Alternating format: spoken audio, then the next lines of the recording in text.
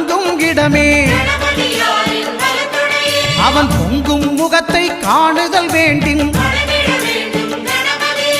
நெருப்பாய் எரியும் செவ்வாய் பகவான் மழையாய் மாறி பொழிந்திடுவான். அவன் பிள்ளையார் பட்டி வணங்கிடும் மாந்தர் மனதுக்கு உறுதியை கொடுத்திடுவான்.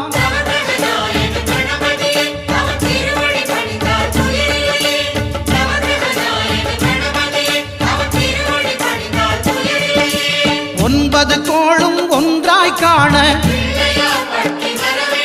அங்கு கற்பகம் என்னும் கடவுளின் மெய்யில்